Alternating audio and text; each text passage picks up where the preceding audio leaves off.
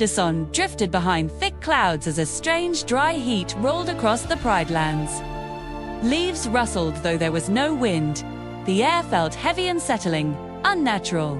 Kion stood at the edge of Pride Rock, staring at the horizon where the Outlands trembled with flickering red light. Kion, something's wrong out there.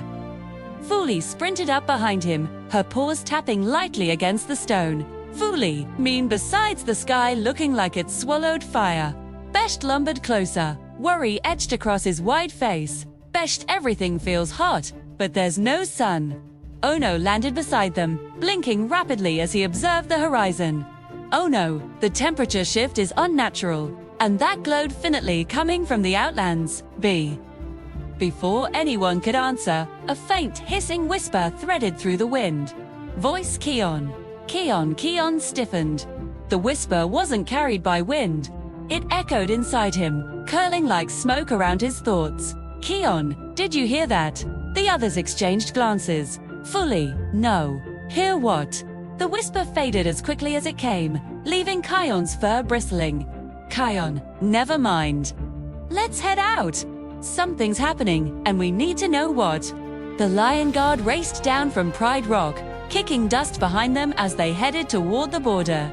As they neared the edge of the Pride Lands, the earth grew cracked and dry, and the faint scent of burning filled the air.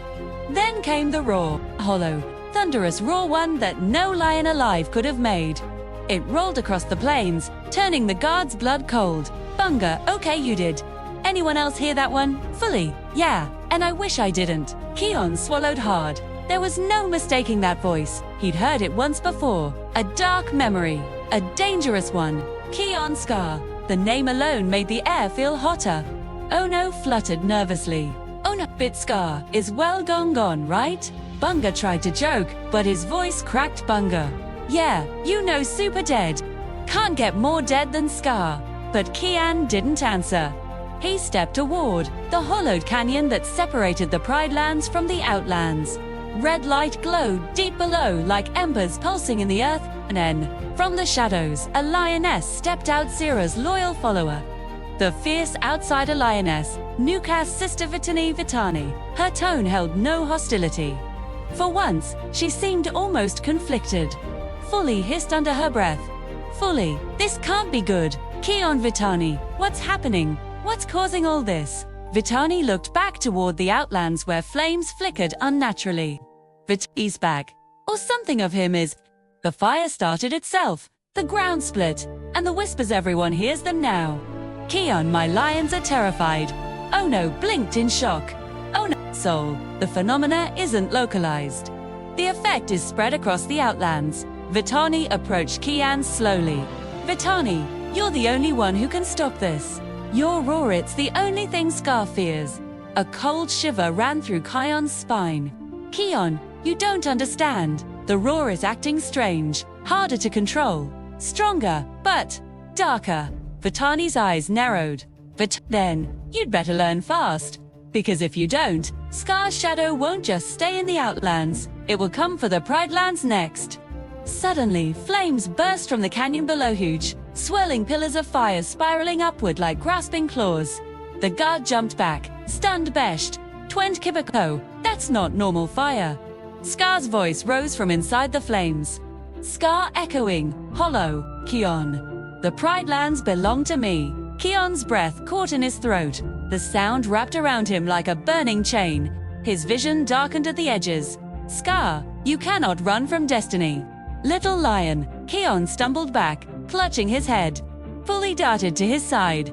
Fully, Kion, hey, stay with us. But the fire rose higher, swirling into the vague shape of a lion's head, angular, twisted, burning with hunger. Scar, use the roar, Kion, let its fury free. The suggestion hit Kion like a blow. For a moment, he almost felt himself slipping, falling into the storm inside him. Kion, no, I won't be like you. Scar's flaming apparition twisted. Scar, you already are, Kion, roared instinctively, not the roar of the elders, but a desperate roar of defiance. The flame shadow recoiled, shrinking back into the canyon with a hiss like steam hitting cold water. Vitani exhaled shakily. Vitani, that thing. Whatever it is, it's feeding on fear. Bunga whispered. Bunga, and we're giving it plenty. Kion steadied himself, breathing hard. Kion, we need to go in. All of us, fully. Shook her head sharply. Fully into that. Kion, you saw what it did to you, just by talking. Kion, I know, but Scar's shadow will keep growing unless we stop it at its source. Vitani nodded grimly. Vitani, he's right. If Scar consumes the Outlanders' fear, he'll become unstoppable. Oh no, scanned the canyon. Oh no, the fissure appears to lead deep underground, possibly to old lava tubes. That might be where the manifestation is strongest. Kion stepped forward. Kion, then that's where we go. Besht lowered himself. Besht, climb on Bunga. This might get rough. Bunga, rough. Buddy, everything today is rough. The group descended carefully into the canyon, following Ono's guidance. The deeper they went, the hotter the air became. Flickering shadows danced along the walls, and the whisper returned. Scar, Kion, come closer. Kion walked faster. Fully, Kion, slow down. Kion, I have to face him. Vitani fell in step beside him. Scar has manipulated lions before. My mother followed him because he twisted her fear into loyalty. Don't let him do that to you. Kian glanced at her. Kian, I won't. I have something Scar never did. Vitani raised a brow. Vitani, a functioning brain. Kian laughed weakly. Kian, no friends, a family, and the elders watching over me. Finally, they reached a cavern filled with swirling smoke and embers. Red light pulsed from cracks in the ground. Scar's shadow rose from the center of the cave, larger now, more defined. The burning face twisted into a cruel smile. Scar, welcome, Kion. The lion guard formed a defensive circle. Scar, you bring the guard. How noble, how foolish. Besht stepped forward. Besht, we're not afraid of you. Scar, oh, not even you, little honey badger. Bunga trembled but lifted his chin. Bunga, nope, well, maybe a little, but I'm still standing here. Scar's gaze narrowed on Kion. Scar, your roar is powerful, but unstable. It wants to be used. It wants destruction. Just like mine once did. Kion growled. Kion, you used your roar for yourself for power. I won't make that mistake, Scar laughed, deep and echoing. Scar, we are more alike than you admit. The roar responds to anger, to frustration, to fear. The shadow surged forward, surrounding Kion. Scar, let it consume you. Let it make you strong. Kion fought the pressure, teeth clenched. Kion, no, the roar of the elders is not for destruction, it's for protection. Scar, protection is an illusion. Oh no, fluttered up. Oh no, Kion. Remember what the kings told you, listen to your heart? Bunga shouted. Bunga, yeah, and remember you're my best friend. And my best friend never gives up even when it's super scary. Fully stepped closer. Fully, and we trust you, Kian, all of us. Vitani's voice echoed in the cavern. Vitani, Scar's fear isn't yours. Don't let him twist it. Scar lunged straight toward Kian, the flaming form closing around him like a prison. Scar, roar, now. Kian closed his eyes. He saw Simba, Nala, Kiara, his team, his home, and he saw Scar alone, angry, consumed by jealousy and hate. Kion whispered, Kion, that's why you lost your roar, because you only cared about yourself. His eyes snapped open, glowing bright golden. Kion, I won't make your mistakes. I choose who I want to be. Scar snarled. Kion inhaled deeply and unleashed the roar of the elders. A blinding stream of wind and light burst from him, forcing Scar's shadow backward. The entire cavern shook as ancient lion spirits appeared behind Kion, roaring with him. Scar screamed, not in anger this time, but in fear. Scar, no, not again.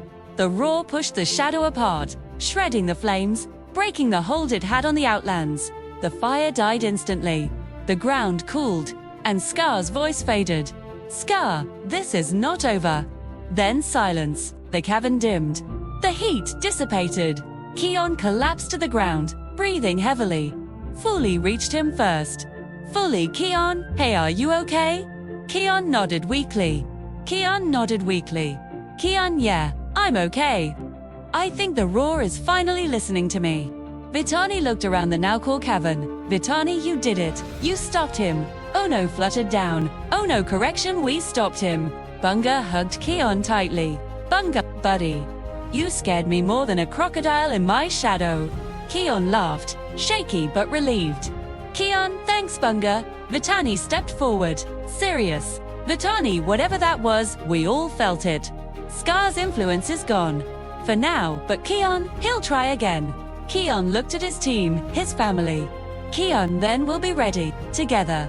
The lion guard climbed out of the canyon into cool, peaceful air. The clouds parted. Sunlight returned. For the first time in days, the Pride Lands felt safe again.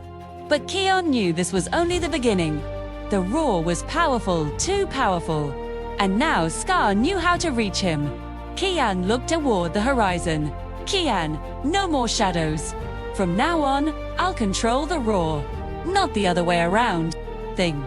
The lion guard stood beside him, united and unshaken. Whatever came next, they would face it together. End of episode 8.